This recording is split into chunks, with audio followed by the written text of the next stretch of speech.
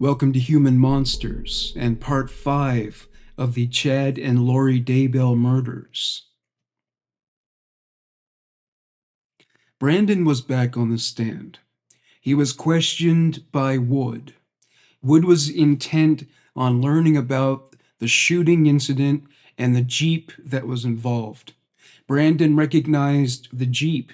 It had belonged to Tylee Ryan. He reported this fact to the police. He figured the shooting had to be connected to Lori. He went through all the emails he received from Charles during the time Charles and Lori were separated. Chad was mentioned in those emails. He sent a lot of messages regarding his belief system. Brandon provided all that information to police. Curiously, he saw an uppercase D next to his name, most likely an indicator that he was considered dark. He did some research into Chad, and an obituary for Tammy Daybell emerged. He also submitted this to the detective who was working on the case. He was aware that Tylee and JJ were missing, and he told the investigator about his concerns regarding that matter. On June 9th, 2020, he received a call while he was at his parents' home. It was the police informing him they found the children. The timing couldn't have been stranger. He got married the next day. He went to Rexburg a day later to identify JJ. Brandon broke down and wept as he recalled this scenario on the stand. No further questions. Pryor cross-examined. He said Tylee and JJ were close, but it wasn't unusual since they were siblings. He agreed that Lori and Alex were also close. He spoke to Charles about finances, but never about Charles's life insurance policy. He acknowledged that Lori and Melanie Gibb had a close bond, with Melanie being closely involved with the firesides his wife and Lori attended. Brandon explained the purpose and methodology of the sealing ceremonies that occur in the Mormon temples. He said he never attended the preparing a people gatherings, did not have visions, and didn't know anybody who had them. No further questions. Brandon was dismissed.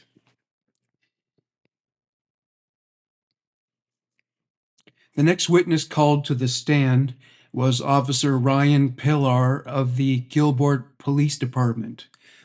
Ingrid Beatty began the questioning. Pillar detailed the experience of attending the scene at Brandon's house after he was shot at. He verified that there was evidence that Brandon's vehicle was damaged by a projectile. Witnesses noted that the Jeep had been parked in front of his house for a long period of time. He learned about the murder of Charles Vallow occurred as it did within that time frame. He noted that it happened in Chandler and involved associates of Brandon's former spouse. He also verified that the Jeep was registered to Tylee Ryan. He said Alex Cox, who shot Charles, was a person of interest in the shooting of Brandon. Evidence was gathered that proved that the Jeep was driven from Chandler to Rexburg and back. A search warrant was issued on November 18, 2019. It was soon afterwards that attention was diverted to the whereabouts of the missing children. The police had Alex Cox under surveillance 24 hours a day, 7 days a week, until he died on December 12, 2019. When they searched his house, they found guns, gun paraphernalia, Alex's truck, books written by Chad Daybell, and a blessing that was written and performed by Chad. No further questions. John Pryor cross-examined. He asked Pillar if he agreed that the common denominator in both of these shootings was Alex Cox and Lori Vallow. Pillar said yes. No further questions. The next witness called was Deputy Coulter Cannon of the Fremont County Sheriff's Office. Rocky Wixom began questioning. The deputy attended a call on October 9, 2019, regarding a suspicious incident involving Tammy Daybell. This was when someone pointed a paintball gun at her in her driveway. A recording of the 911 call was played for the court.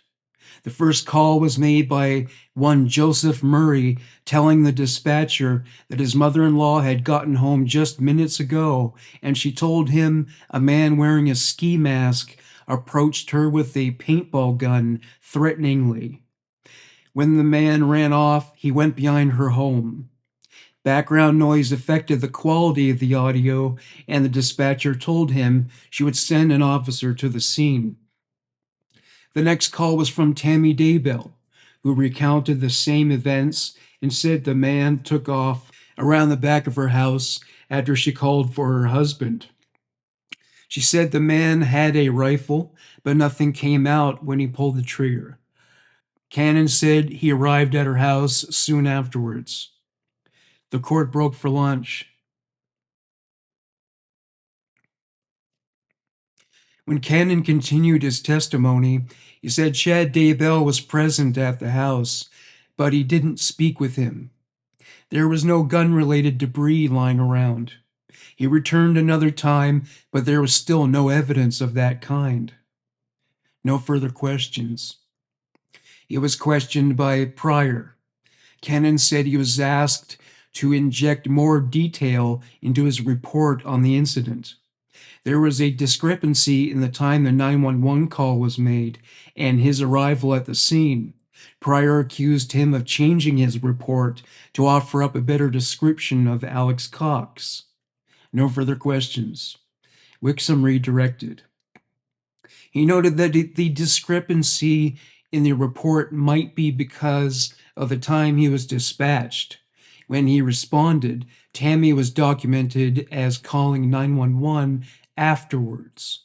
Since the first call came from Joseph Murray, it was easily explained away. No further questions. The next witness called was Officer Alyssa Greenhall of the Fremont County Sheriff's Office. Wixom began questioning. She responded to a report of Tammy Daybell's unattended murder. The audio of the 911 call was played for the court. Garth Daybell. We just found my mom.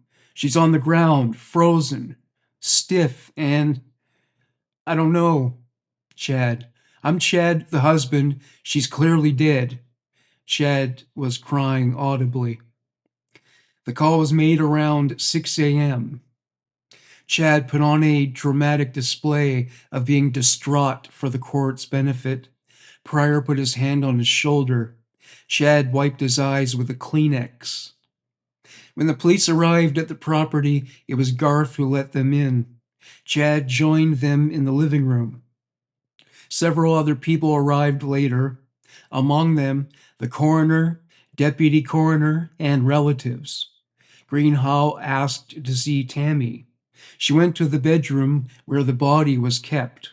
Chad was crying hysterically and gasping for breath. Garth was not as emotional. Tammy was placed under a blanket on the bed. Chad explained to her what happened. Around midnight, Tammy woke up with a coughing fit.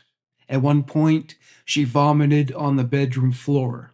Around 5:40 a.m., he felt a shift in the blankets and was under the impression that Tammy fell from the bed. He ordered her to get back into bed. She didn't respond, so he got up, turned the lights on, and found her on the floor. He called to Garth to help him place her back on the bed. He said there was pink foam dripping from her mouth. He said she had been suffering from a severe head cold, fell on the driveway a few weeks before, and suffered from low blood pressure. And then there was menopause and numerous fainting spells. From there, it was up to the coroner to decide if the situation called for an autopsy. Nothing appeared suspicious to him based on the info he received from Chad. Numerous photos were taken of Tammy for the evidence trove. They were too graphic to display to the court. The officer did describe them. No further questions. Pryor cross-examined. After asking some clarifying questions, the officer confirmed that there were some bruises on Tammy's arm that looked like they were several days old. No further questions. Wixom approached with a redirect. She confirmed that Tammy was cold to the touch and the process of rigor mortis was well underway. She didn't recall Chad telling her that Tammy had been having seizures. She concurred with the notion that Chad may have told her one story and a different one to the coroner. No further questions. The court broke for the day. April 24th, 2024. The first witness called was Fremont County Coroner Brenda Dye. Her role was to respond to unattended deaths, determine the cause of the death, sign the death certificate, and other relevant procedures. She examines the body for weapon usage, medical history, and signs of struggle. She ascertains whether the cause of death was a homicide or suicide. If the cause of death is unclear, she will perform an autopsy. The first thing she observed when she arrived at the Daybell domicile was that Chad was distraught to the point of hysteria. Garth, on the other hand, seemed devoid of emotion. She congregated with her deputy and Officer Greenhow. She was taken to the master bedroom and shown the body of Tammy Daybell. She quizzed Chad about Tammy's medical history and events leading to the discovery of her corpse. He said she had been hanging halfway off the bed when he found her dead. She looked the body over to find any signs of a struggle. She spotted indicators of lividity and rigor mortis, signs that she was lying on her back when she died. She was cold to the touch. There was pink, blood-infused sputum on a towel that was set beside the bed. Chad explained that he used it to wipe Tammy's face off. He said that he woke when she rolled off the bed. Dye found this odd, considering that a cadaver cannot roll off a bed. Chad suggested that he might have pulled the blankets and therefore released her body from the bed. Even this she did not consider possible. Chad told her Tammy had been ailing for the previous few months. He said she felt outside her body a highly abnormal sensation. He said she had several fainting spells and had even fainted at the temple. He told her about her low blood pressure and that she didn't seek medical attention for it. He said soon after midnight she went into a coughing fit, followed by a vomiting spell in the bathroom before she returned to bed. Dye determined that Tammy Daybell's cause of death must have been pulmonary edema, which is a backup of fluid and blood in the lungs, which can lead to a cardiac incident. Once Tammy's body was exhumed, an autopsy was carried out. The medical examiner pronounced that the cause of death was homicide. Her stomach was full of food, which was evidence that she hadn't been vomiting just hours before. There was a deep, dark bruise on her arm. All her organs were healthy, with the exception being her lungs, which had absorbed a large quantity of foam. If she had known all this data and had been more experienced, she would have ordered an autopsy at the time. Her training was limited, so she did the best she could. No further questions. John Pryor cross-examined. She had been an EMT, emergency medical technician, for 20 years before becoming a coroner. As an EMT, her primary priority was to save lives, assess injuries, provide medical care, and transport patients to medical facilities. She said the bruises on Tammy's arm could have been old. There was no evidence to suggest there had been a struggle. The court adjourned for a mid morning break. Pryor cross examined. He entered a diagram into evidence that showed signs of lividity on Tammy's body.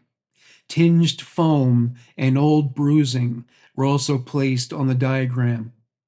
Another image was entered of the bruising on Tammy's right arm. Pryor kept driving home the point that Tammy's health, including the history of seizures, which was part of why Dye concluded that Tammy died of natural causes. But the conclusion changed when she received a call from the FBI. That was when the decision was made to exhume Tammy's body, and an autopsy was ordered. The purpose was to find signs of suspicious activity or anything else that could have resulted in a homicide. Pryor was aggressive and condescending, intimidating Dye to the point that she was barely audible in her responses. No further questions. Wixom redirected. He asked Dye to recount the steps she took at the time she arrived at the Daybell's house and examined Tammy's body. She said she looked at her medical history and list of medications. She looked in the bedroom, in the nightstand drawers for anything suspicious. She took photos and made a report. Primarily, she spoke to Chad and Emma. Garth was still there, but was essentially non-responsive, except for nodding here and there. It was Chad who volunteered most of Tammy's medical history. He was unable to estimate how long the supplements were present. They might have been placed at the scene before Dye's arrival. Once the details of the autopsy were available and information regarding the deaths of Tylee and JJ were in, she amended the death certificate to indicate the cause of her demise as being homicide. She noted that Tammy's family were not notified about the exhumation and that she didn't know why. She said other officers may have told them. No further questions. The next witness to be called was Kelsey Harris. She was a friend and colleague of Tammy Daybell. They also attended clogging classes together. Wixom began questioning her. Kelsey said Tammy never struggled to keep up with the rest of the class, an important detail since Chad was so insistent that Tammy was perennially listless and under the weather. She said Tammy attended another high-intensity aerobics class once a week and had no trouble keeping up there either.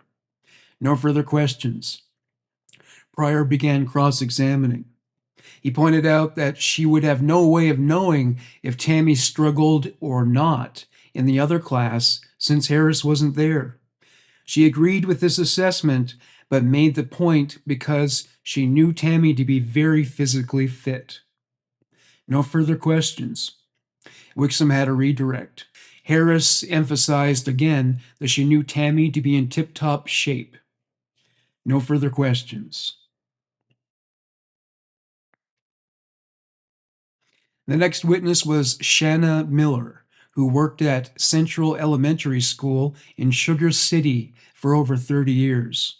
Tammy Daybell was a co-worker. She backed up the revelation that Tammy Daybell did 2 high-intensity classes because she attended the classes and recalled that Tammy had no trouble keeping up with everybody else. It's a difficult class if you are unfit and weak, but Tammy and her daughter had no trouble keeping up. Shanna saw Tammy every day at work and said she was a picture of good health. She was shocked and surprised when she heard about Tammy's death. The last time she saw her was just hours before, and she remembered Tammy being happy, healthy, and conversing with the children in the school's lunch line. Nothing appeared to be out of the ordinary with Tammy. No further questions. Prior cross-examined. Tammy began attending the high-intensity classes soon after she began working at the school. They formed a strong bond. Tammy attended the class for about a year and a half. She felt strongly that Tammy was very fit, reflected in her ability to finish the classes without feeling weak and exhausted. No further questions. The next witness was Jennifer Geisler. She was a first grade teacher at Central Elementary School. She interacted with Tammy Daybell every day, and they had lunch together 2 or 3 times a week. She also attended the same aerobics classes twice a week. She said Tammy was always in a good mood, smiling and giggling constantly. She enjoyed the classes and didn't struggle to keep up the pace. The last time she saw her was the Friday before her death. They had lunch together, and Tammy was happy as always. Jennifer was shocked by her death since she was so healthy at the time. No further questions. Prior cross examined. She said she and Tammy were close friends, but she had never been to her home. It was primarily a work friendship. No further questions. Wixom wanted to clarify the difference between high fit and Zumba classes. She said high fit is more intense and Zumba was more like a dance class. She said Tammy was very healthy and ate healthily in addition to the exercise. No further questions. The court broke for lunch. The next witness called was Detective Bruce Mattingly of the Fremont County Sheriff's Office. Lindsay Blake began the questioning. Mattingly told the court about the unattended death call he attended on October 19, 2019, subsequent to the death of Tammy Daybell. Deputy Greenhall contacted him because she couldn't get in touch with the detective on duty. Typically, it is a joint decision when it is determined whether an autopsy is necessary, though the final decision is made by the coroner. The detective described the scene, and nothing suspicious was documented. He heard nothing about the pink foam, nor was it something he had ever seen on a dead body before. He said if he had known about it, he would have attended the scene before. The investigation into her death was launched later that year.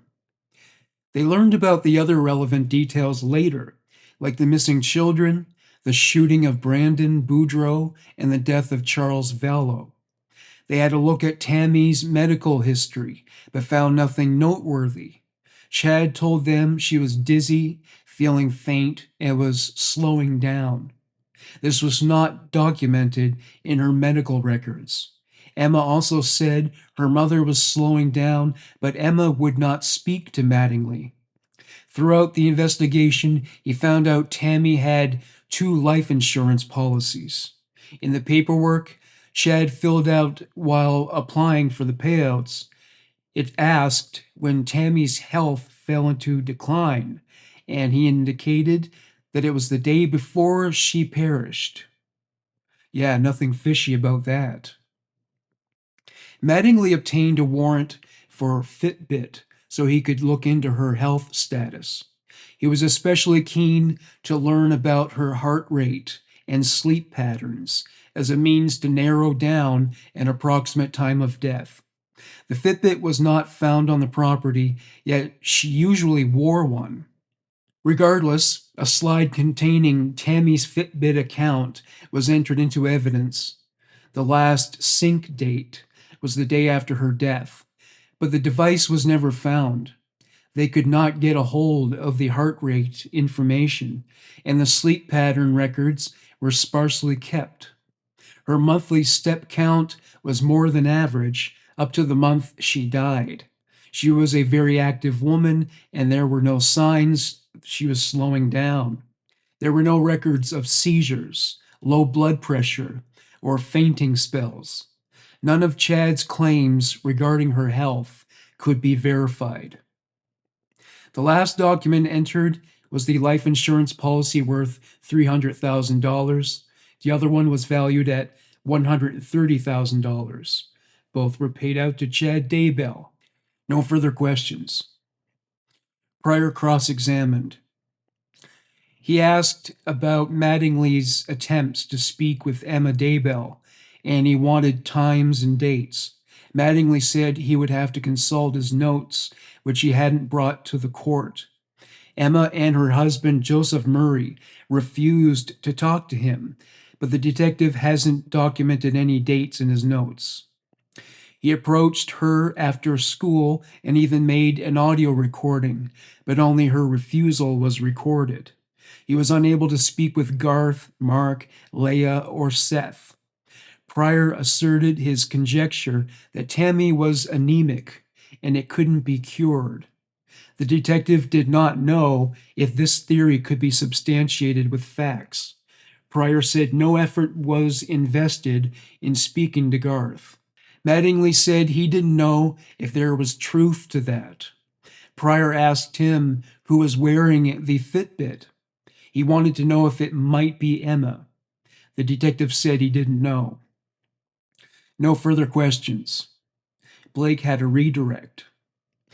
None of Chad's children volunteered information. Emma would not even discuss Tammy's autopsy results. The Fitbit was logged into Tammy's Gmail account, and there were some photos of her wearing it. No further questions. The next witness called was Detective Vince Kayakamanu, who had at one time worked for the Fremont Sheriff's Office. On October 19, 2019, he spoke with Officer Greenhow about Tammy Daybell's unattended death. He wasn't able to attend as he was assisting Idaho Falls Police in an officer-involved shooting. From what he could tell, there was nothing suspicious about the death. An investigation into the death of Tammy Daybell was opened later. His involvement began in March 2020. By that point, other relevant investigations were pending.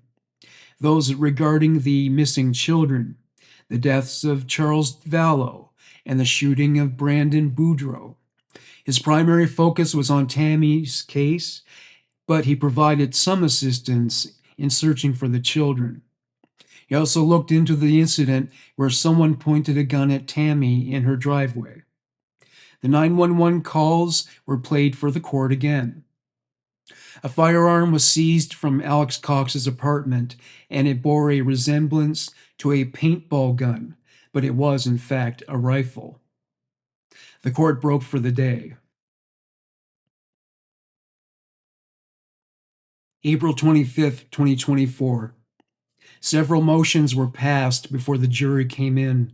The first pertained to the statement made by Tammy's coworker, friend, that Chad told Tammy he wanted her to increase her insurance before she retired, and whether the statement could be entered into evidence. Judge Boyce said it represented hearsay, so the statement would not be admitted.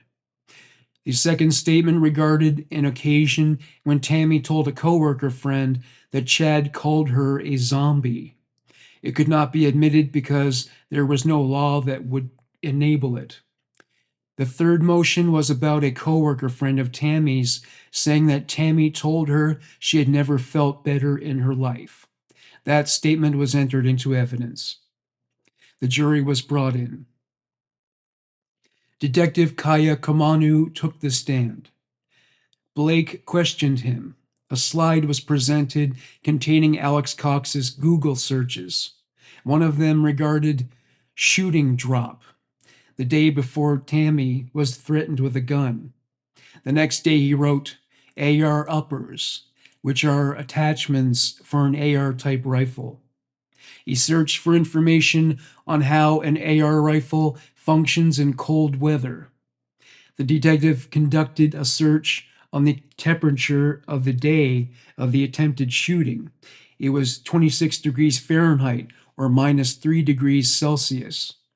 On October 12th, Alex searched for information about a ghillie suit, a suit frequently worn in the military that enables the soldier to wait in the bush without being seen. He searched to find out if his model of rifle, a 6.5 Grindle, could shoot through a windshield and the thick steel shell of a Dodge Dakota, the same make and model car Tammy drove.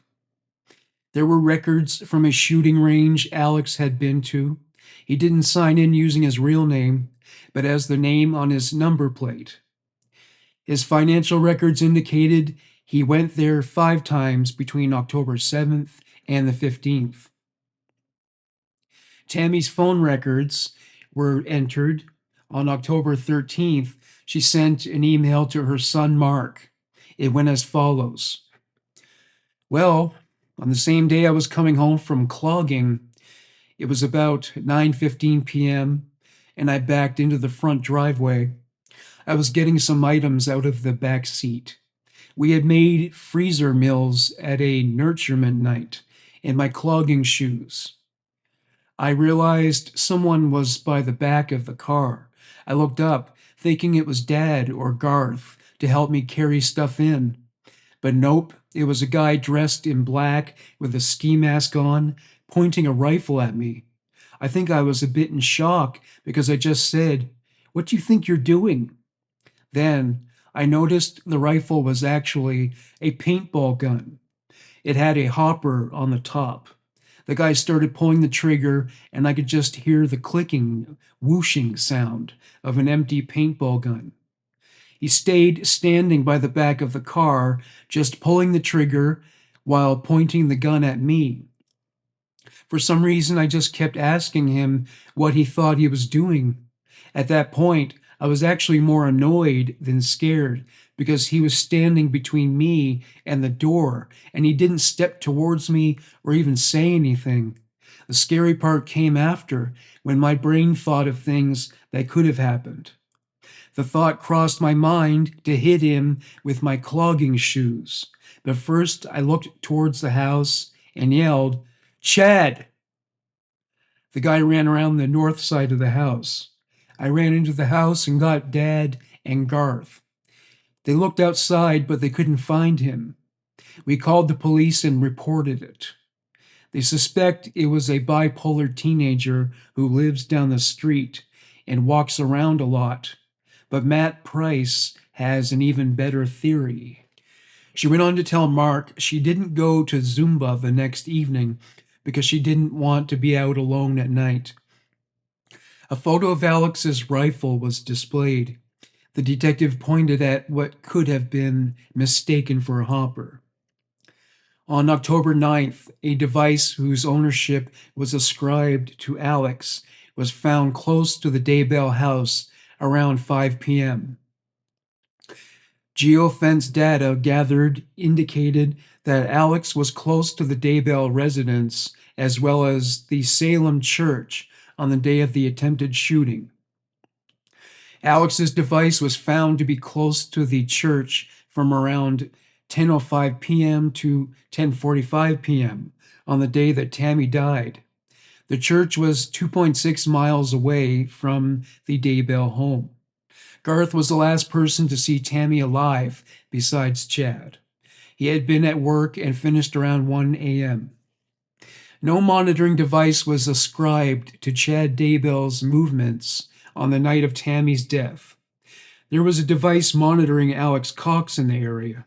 Kaya Kamanu told the court about emails Tammy had been sent by Charles Vallow. There was no evidence that she had read them. Chad sent an email to Charles the same day, and Charles threatened to tell Tammy about the affair. Tammy's funeral was conducted just 3 days after her death on October 22nd, 2019. Chad and Lori married on November 5th, 2019. No further questions. Prior cross-examined. A neighbor had a run-in with a woman earlier that day, and she attempted to steal her dog. The neighbor thought she might have returned, been confronted by Tammy, and threatened her with a paintball gun. The neighbor was implying that confusing a rifle with a paintball gun would be very hard. The detective disagreed with this assessment. It was Pryor's assertion that Alex had no objections to shooting Charles and attempting to shoot Brandon, but that he couldn't have possibly tried to shoot Tammy. He felt this was a ludicrous assumption. The court adjourned for a mid-morning recess.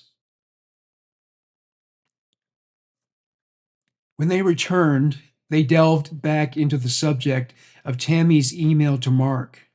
She said the gun made a whooshing sound similar to an empty paintball gun. Pryor played Tammy's 911 call once again. He had it played again.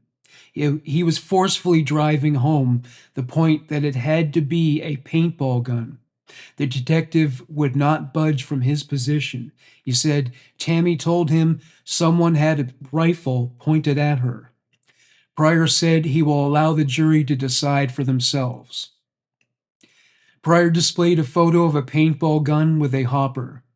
Pryor asked the detective to read aloud a Facebook post in which Tammy referenced the paintball gun. He was even trying to drive home the semantics of the paintball gun argument. Pryor moved beyond the paintball gun issue and onto Alex Cox's Google searches. He pointed out that Alex visited gun ranges in other cities. He conducted searches on guns and other weapons since 2017. He shot Charles at close range and attempted to shoot Brandon. Chad had no involvement directly or indirectly with these incidents. Pryor also noted that October is hunting season and Alex could have had some other mammalian targets in mind. Pryor opined that Alex may have intended to do some damage to the Dodge Dakota, but he insisted that Chad was the primary operator of the vehicle after Tammy. The detective said he was unaware of that latter point, though the car was registered to both Tammy and Chad. The detective said he looked through all of Tammy's emails.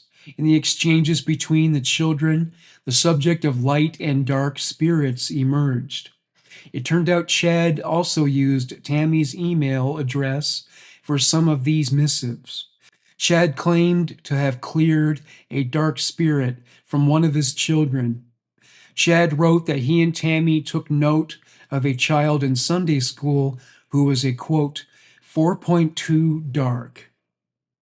There were many messages between them and their children that dealt with the topic of light and dark spirits. The court broke for lunch. Pryor resumed cross-examining Detective Kaya Kamanu. A Mormon leader asked Chad to stop publishing his books. The detective did not know what the reason for this was. There was another message sent from Tammy to Mark about the fact that she fell in the yard and injured her wrist. In June, Tammy sent a message to Mark notifying him that they had caught a raccoon and the previous year they had a problem with skunks. Semi-related, in September, Chad sent a message to Tammy informing her he had killed a raccoon and buried it in the pet cemetery.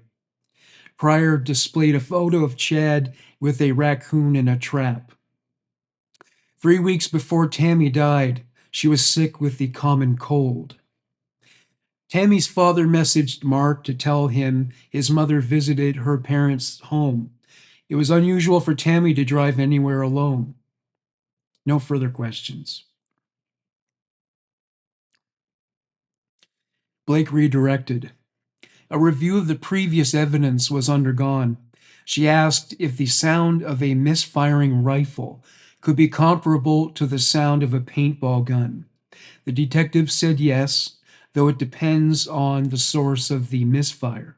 It was the detective's opinion that shooting through a windscreen or into a Dodge Dakota had nothing to do with hunting season. No further questions. Pryor was permitted a limited recross.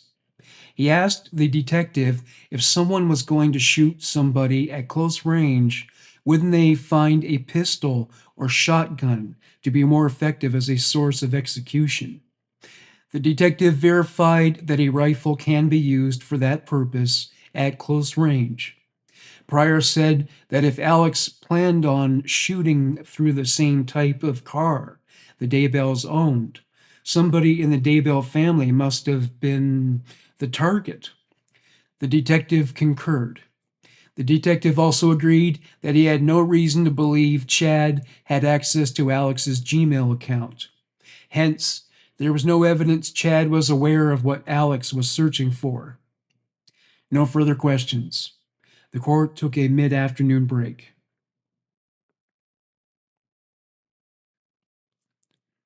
The next witness to take the stand was the technology director for the Sugar Salem School District, Spencer Cook. Roxy Wixom began the questioning. He says he manages and maintains the email accounts for the employees. The police requested a list of Tammy's emails. The police were especially on the lookout for emails from Charles Vallow. Cook was able to find the email in question. A section of the email was read aloud to the court. He said the email was read and deleted, and then Charles's email address was blocked. No further questions. The court broke for the day. April 26, 2024. The first witness called to the stand was Stephen Schultz. He was once Chad's neighbor in Utah. He was employed as a funeral director and embalmer. Wixom began questioning. Schultz was well acquainted with Tammy and her children. He was friends with Chad. They were colleagues because Chad was a sexton. His duties included taking care of the cemetery and the opening and closing of the gates. Wherever Chad Daybell went, you were sure to find dead bodies. When Tammy died, he asked if he could bring her body back to Utah for funeral services, and he did. Chad told Stephen Tammy had been suffering from respiratory illness, and a day later he woke to find her dead on the floor. He said it was the coroner's deduction that she died from an embolism. They didn't want an autopsy. The funeral arrangements were made before they left the house. Chad was in a big hurry to hold the funeral service, so it was arranged for Tuesday. Schultz said that was very soon, since it is typical for 3 or 4 days to elapse between the death and the funeral. Schultz noted that Chad seemed to be upset about something, but that there was otherwise a businesslike feeling about the meeting. Chad did not come across like a typical bereaved spouse, contemplating a lonely life ahead of him without his wife. They got in touch with the mortician who had done the embalming and made arrangements to pick Tammy's body up. Schultz took a quick look at Tammy's body. The fact that the death happened so suddenly didn't sit right with him. She seemed to be a very healthy and vibrant woman, despite what Chad had told him about her being ill before she died. Even with the onset of rigor mortis, one could tell that the body had been healthy up to that point, if they know what to look for. She certainly seemed to be healthy enough to overcome some basic respiratory trouble. He was also surprised that an autopsy hadn't been ordered. The fact that the process of death to funeral was rushed raised red flags. At one point, Schultz asked Chad's brother-in-law if there was any possibility that Chad might have killed Tammy. After re-examining her body, he still couldn't find any signs of a terminal illness. No further questions. Pryor began cross-examination. Schultz still made it clear he thought Chad was a good person. He said Officer Mattingly got in touch with him in early 2020. Schultz told him Chad said he didn't want to drag the funeral out. He also told Mattingly he didn't see any signs of serious illness in Tammy. During the funeral service, 4 of the children spoke. Chad broke down crying, and from what Schultz could tell, it was genuine. Garth was distressed. Chad's brother in law, Jason, held Chad in high regard and said he could never do something as ghastly as murder Tammy. Schultz said Jason thought of Chad as being like a brother. No further questions. Wixom redirected. He asked Schultz if he had any other conversations with Jason since the funeral and if he shares the same opinion. Schultz said he does not have the same opinion. Wixom asked Schultz what he thought of Chad since. Schultz said there were red flags that emerged since Tammy died. The doomsday scenario after he left Utah. The speed of the funeral process, which didn't even give the newspaper time to publish the obituary. Plus, since she passed away during a weekend, it didn't leave much time to prepare anything.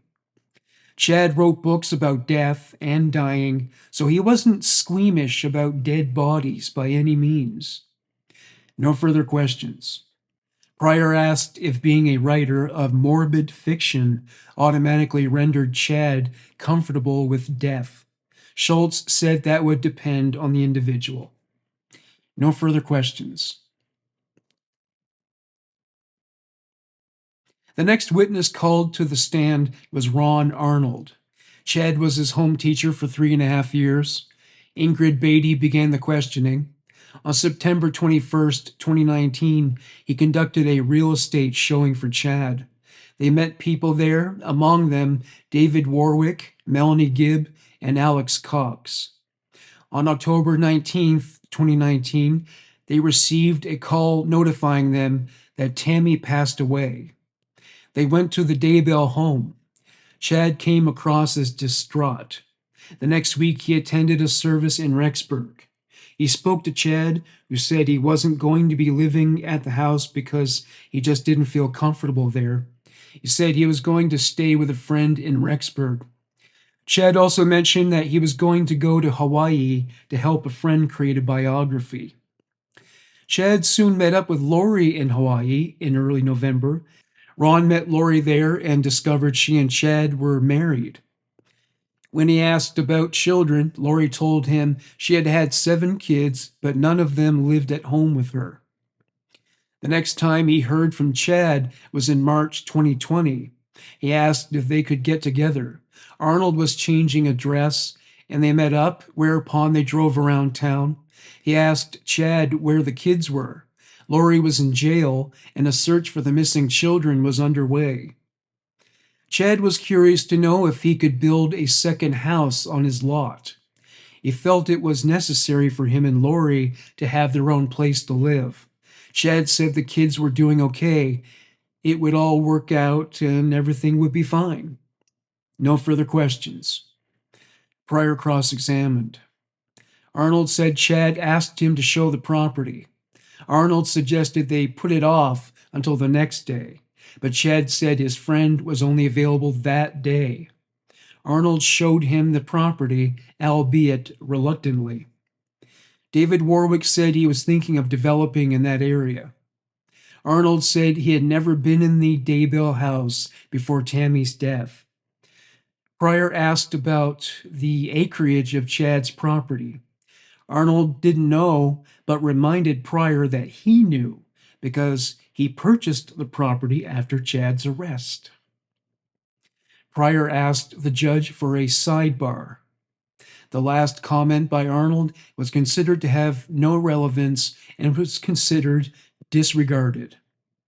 Arnold said he believed Chad when he said the kids were fine. Chad came across as sincere. No further questions. The court broke for a mid-morning recess. Ron Arnold returned to the stand. Ingrid Beatty redirected. She asked him if he was familiar with placing a manufactured home on a property. He had never done it, but was aware of the generalizations of the process. He said first you buy a home, dig a foundation, hook the home to a sewage system, and so on. He said he was aware of what was found on Chad's property. He said that based on what was discovered underground, There was another reason for building an additional house on the property. No further questions.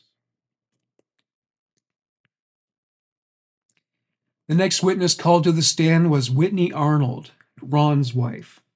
Ingrid Beatty began the questioning. Whitney told the court she was friends with Tammy and therefore knew Chad. She said she was shocked by Tammy's death. She paid a visit to the Daybell house to offer her condolences. As she recollected, Chad came across as very disconnected at the time. She assumed he would be more emotional. Chad made it clear he did not want an autopsy. She tried pushing him on the issue, saying their children shared the same DNA and that it could prevent such a health episode from happening to them. This did not sway Chad from his position. When Chad asked to bring his new wife, Whitney was disappointed and frustrated with Chad. She didn't think that would be appropriate, considering the children were grieving the loss of their mother. She said Lori told her she had 7 children who had all moved out. No further questions.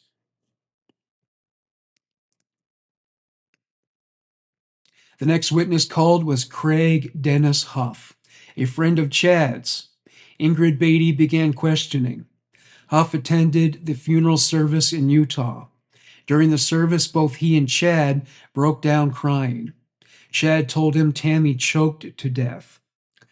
The Saturday after the funeral, he got together with Chad in Rexburg. Chad told him about a miracle that occurred soon after Tammy's death. He had gotten all the passwords for the bank, the computers, and so on, which he had never had before. No further questions. Pryor cross-examined. When Huff was promoted to the position of bishop in the ward of the Latter-day Saints church he attended, he asked Chad to be his executive secretary. Chad made all his appointments. Huff knew about Chad's children and described him as a wonderful man at the time that they worked together. He said Chad was heavily involved in the local congregation. Chad was known to be very driven as a writer and doing things that made sense. He loved interacting with people. He came across as humble. Huff knew Tammy, who managed the finances and ran the publishing company for Chad. Chad only represented the artistic side of the enterprise. Chad's stories represented his own beliefs, not all of which mirrored Huff's. Huff said Chad's display of grief at the funeral appeared to be genuine. No further questions. Beatty redirected. Huff was also shocked that Chad remarried so soon after Tammy's death. When he was asked again about Chad's sincerity, he could not provide an answer. He wanted to believe him, but he had his doubts. No further questions. The next witness called was Principal Rich Garner of Central Elementary School, Idaho. Roxy Wixom began questioning. Garner worked with Tammy. She dealt with a lot of responsibilities she wasn't hired to manage. He never heard anybody say one bad thing about her. He remembered her as being active, energetic, and happy. She interacted with everybody on the staff. She never took time off. He watched her participate in a running race on September 7th, 2019. He observed as she crossed the 5K finish line. He said that when he first received a text that said, "We lost Tammy," he assumed it meant she took another job. It would never have entered into his mind that she had passed away. He was shocked and stunned when he found out about her passing. He presumed it must have involved something like a car accident or something else along those lines, because he couldn't see her dying from anything that wasn't directly injurious. He paid a visit to the Daybell residence to offer his respects. Emma answered the door and cried on his shoulder. She then invited him inside. Chad was standing nearby. He told Garner the funeral would be in Utah on Tuesday. Garner told Chad he would love to arrange an event in Idaho since so many people loved Tammy and would want to honor her memory. Garner said it would be best to hold such an event on a weekend since so many people would want to attend. Sometime later, Chad called Garner to arrange a memorial service for Wednesday at 1 p.m. Tammy was so highly regarded, the school board voted to close the school on that day. Garner arranged the logistics of the memorial service. Chad offered no assistance. Garner found it strange that the family was expecting him to make all the arrangements, but ultimately he just got on with it. No further questions. Pryor cross-examined. Garner told police that Emma and Tammy were very close, not just as mother and daughter, but also as friends and colleagues. When he visited the Daybell home, he interpreted Emma's grieving as authentic and assumed Chad's behavior was genuine due to exhaustion. No further questions. Wixom had more questions. She asked Garner if his memory of events from 5 years prior to the date of questioning could have been impacted. Garner said yes. No further questions. The court broke for the day.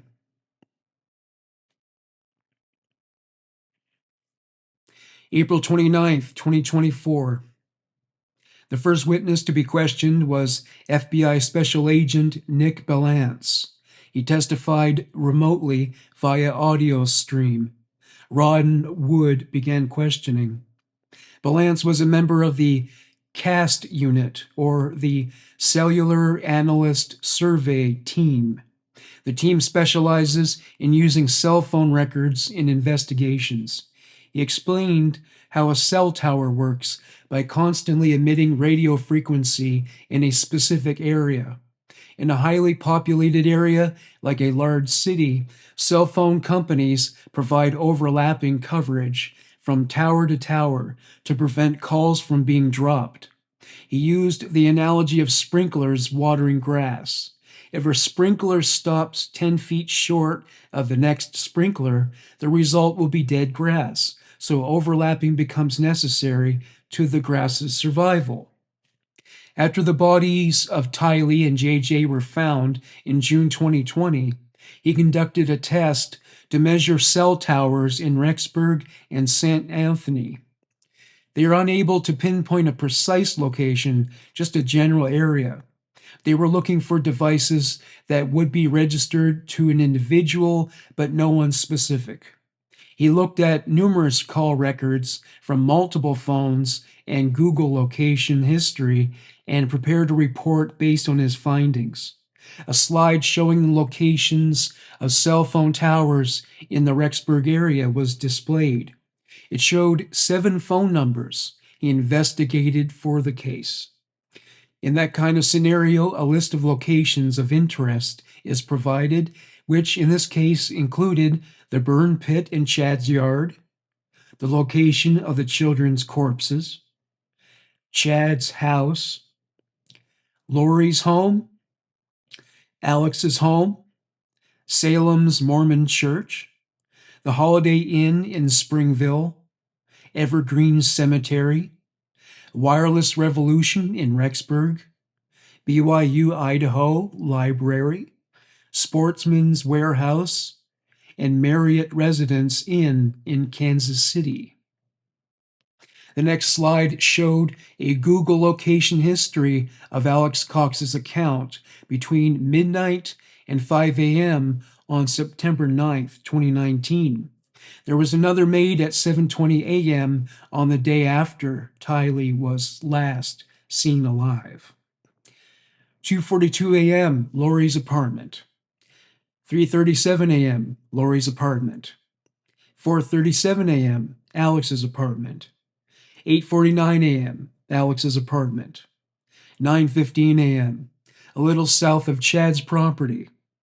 9:21 a.m., Chad's property, close to where Tylee's remains were found. 10:39 a.m., Chad's property, close to where Tylee's body was found. 10:57 a.m. Chad's property near where Tylee's body was unearthed. In addition, there were several text messages and calls made among Chad, Lori, and Alex that morning. Join me next week for part 6 of the Chad and Lori Daybell murders. Thank you for listening to Human Monsters. Bye for now.